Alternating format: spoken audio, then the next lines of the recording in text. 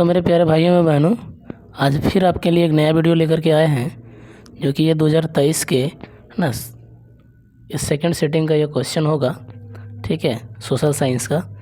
तो जिस प्रकार से पिछला वीडियो को देखे और उस वीडियो को आगे बढ़ाए, शेयर किए, ठीक उसी प्रकार से इसको भी शेयर आपको करना है।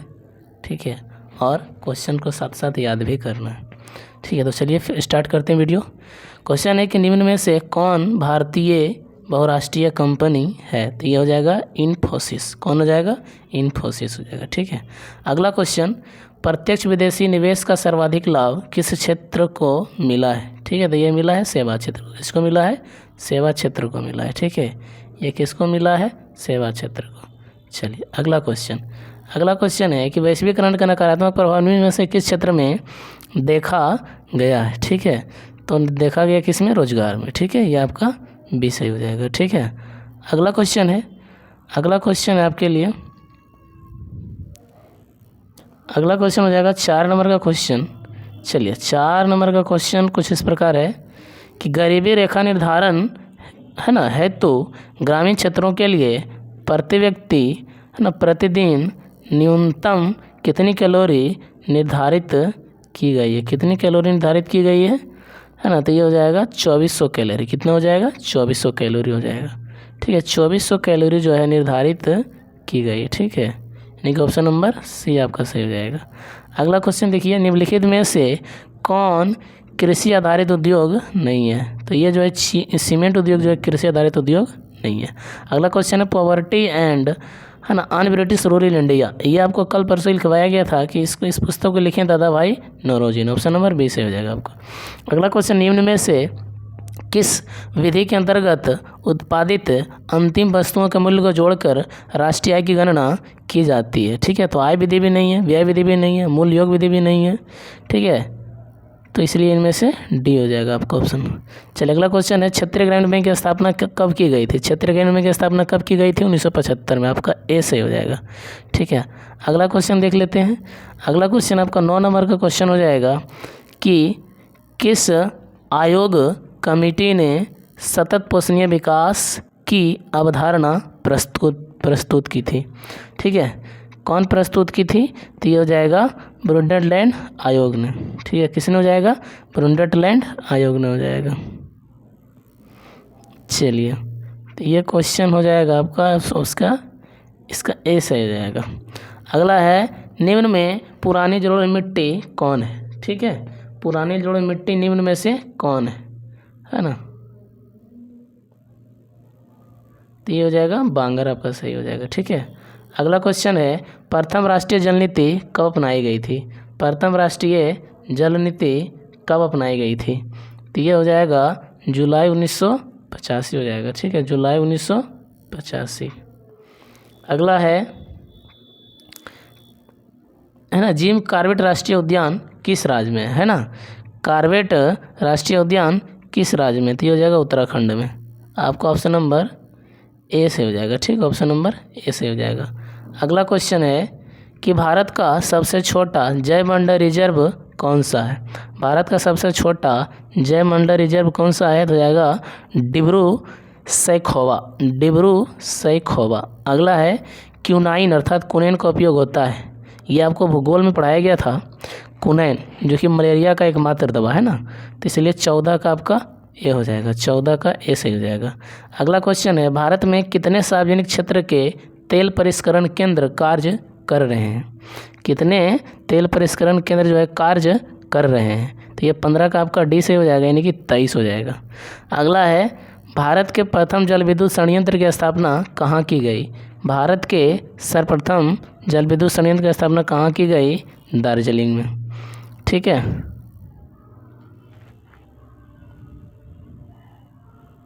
अगला क्वेश्चन हो जाएगा कि निम्नलिखित में से किस समुदाय ने ब्रुसेल्स में बहुमत का गठन किया?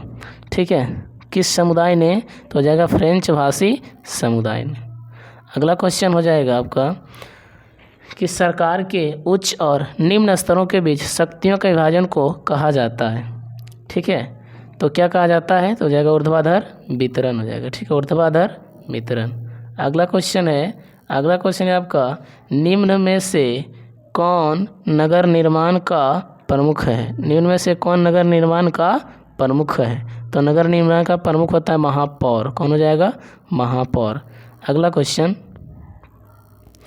क्वेश्चन है 20 नंबर का, निम्न में से कौन सा विषय समवर्ती सूची में शामिल है? ठीक है, कौन सा विषय समवर्ती सूची में शामिल है? तो ये हो जाएगा शिक्षा। ठीक है, शिक्षा हो जाएगा। अगला क्वेश्चन 20 नंबर का, कि राष्ट्रवादियों और यूके सरकार के बीच कब समझौता हुआ था? राष्ट्रवादियों और यूके है ना सरकार के बीच कब समझौता हुआ था? तो यह हुआ था 1998 को। कब हुआ था? 1998 को हुआ था। अगला जाइए, अगला क्वेश्चन हो जाएगा आपका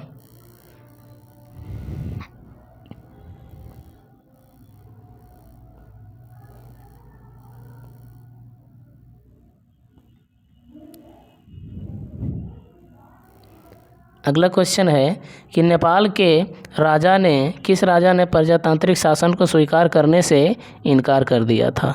किसने कर दिया था? तो जाएगा राजा ज्ञानेंद्र ने, यानी कि सी में आपका है राजा ज्ञानेंद्र। ठीक है, राजा ज्ञानेंद्र। अगला क्वेश्चन देख लेते हैं।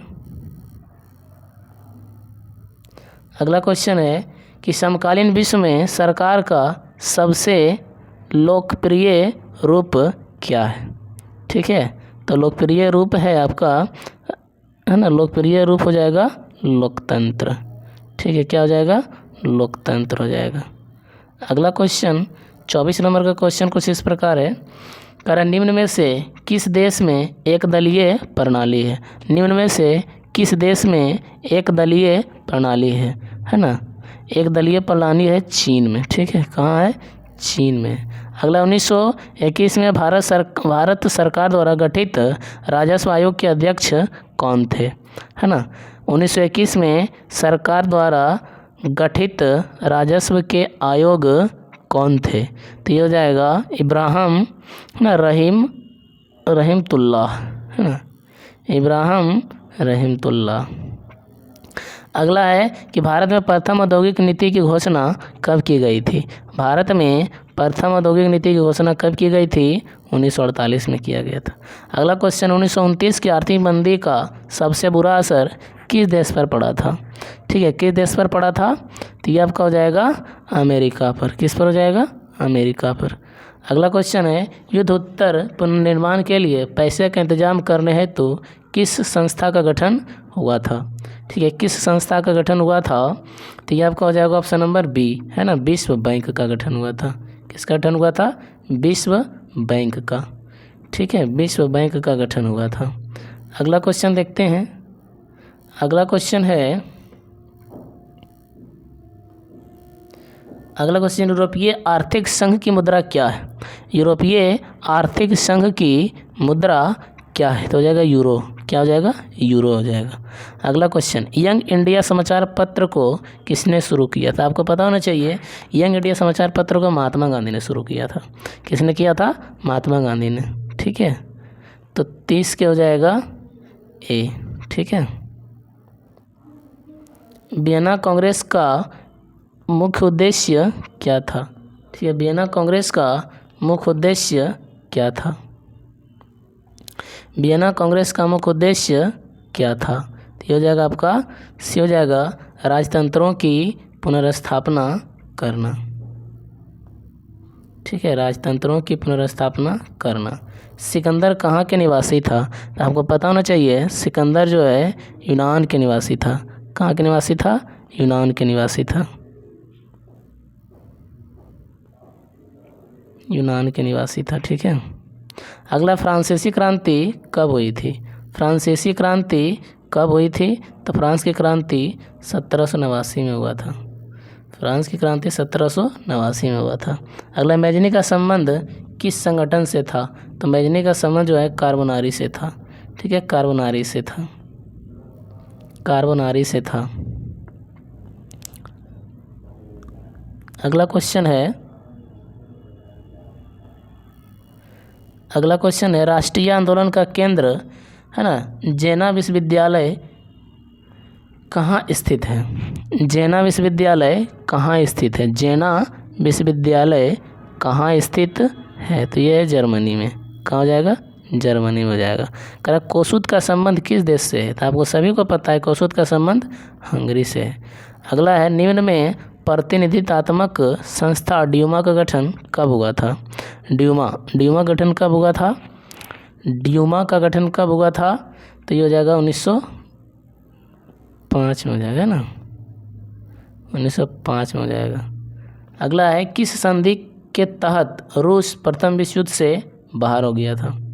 किस संधि के तहत रूस जो है प्रथम विश्व युद्ध से बाहर हो गया था, तो हो जाएगा ब्रेस्ट-लिस्टोवस्की संधि। ब्रेस्ट-लिस्टोवस्की संधि। वैज्ञानिक समाजवाद का जनक किसे कहा जाता है ना, वैज्ञानिक समाजवाद का जनक किसे कहा जाता है, वैज्ञानिक समाजवाद का जनक किसे कहा जाता है, कार्ल मार्क्स को। ठीक है। अगला है कि निम्न में से क्या पोटसडम का उद्देश्य था। निम्न में से क्या पोटसडम का उद्देश्य था, तो ये था जापान का आत्मसमर्पण, जापान का आत्मसमर्पण। ठीक है। नेक्स्ट जो है इसका 40 नंबर तक आपको करवा देंगे। इसका जो अगला होगा 40 नंबर का, मतलब 40 जो क्वेश्चन और जो होगा ये आपको अगला वीडियो में मिलेगा। ठीक है। जब तक के लिए जय हिंद। आप इस चैनल को सब्सक्राइब करें और ज़्यादा से ज़्यादा सभी के पास शेयर करें। ठीक है। आपका थोड़ा सा सहयोग ही हमको प्रोत्साहन बढ़ाता है ना, और ज़्यादा से ज़्यादा वीडियो बनाने की प्रेरणा देता है।